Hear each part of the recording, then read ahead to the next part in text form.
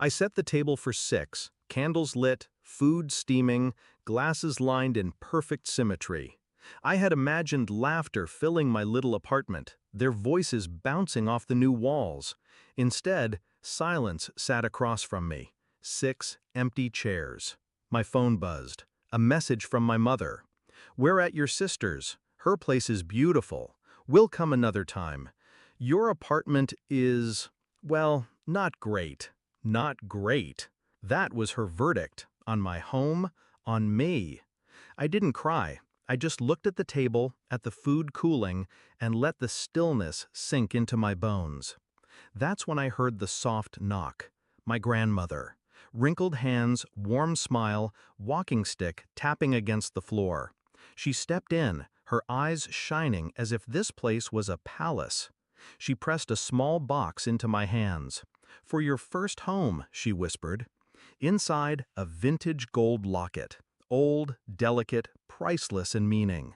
It wasn't just jewelry, it was a message. "I see you. You matter." That night, I posted a photo of the locket on my socials. No caption, just the locket resting in my palm. Within hours, it spread like wildfire. Friends, colleagues, distant relatives, commenting, sharing, admiring. Beautiful, timeless, what a gift. And then came the messages from my sister. It wasn't the first betrayal. Growing up, I was always the shadow, she the star. My parents adored her loudness, her flair, her staged perfection. I was the quiet one, the unnoticed one. Birthdays? Hers were events, mine footnotes. Achievements? Mine dismissed, hers magnified. If I got a new dress, she borrowed it before I wore it.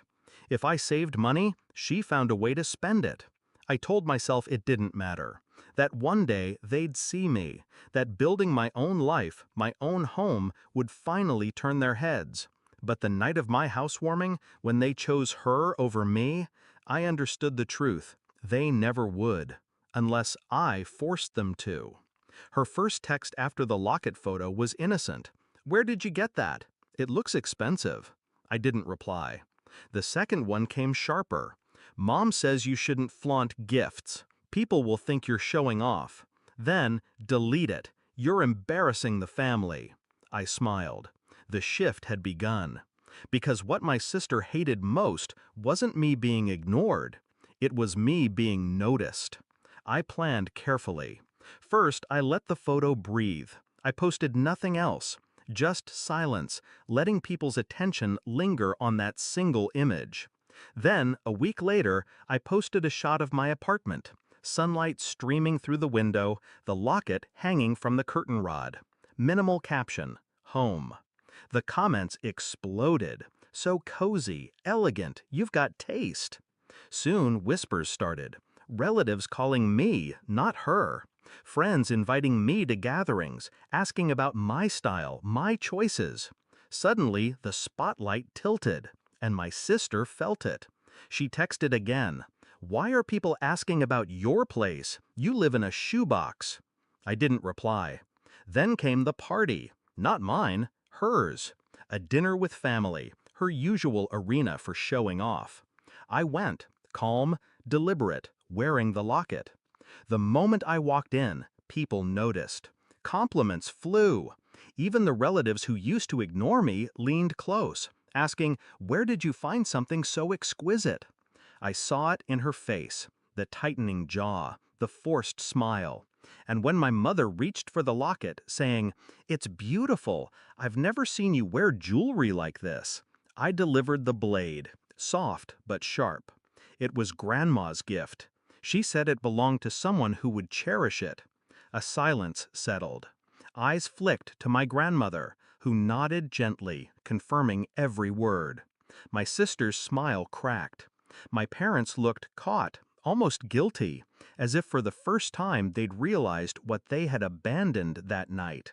That was the moment I knew I had turned the tide. Because revenge isn't always loud. Sometimes it's the slow unraveling of someone's power. My sister thrived on being the chosen one, the admired one. But admiration is fickle. Once it shifts, it doesn't return. And I didn't need to shout, didn't need to expose their cruelty. All I had to do was let the truth shine in silence. Later that night, she cornered me. Her whisper was venom. "You think one stupid necklace makes you special?" I met her eyes, calm. "No, respect makes me special. Something you'll never have." Her face burned. She turned away, but the damage was already done. The family saw it. The balance had shifted. Now, when I sit in my apartment, alone but no longer invisible, I run my fingers over that locket. Not because it's gold, not because it's beautiful, but because it's proof. That night, when they left me behind, I thought I was nothing. But my grandmother, she knew better.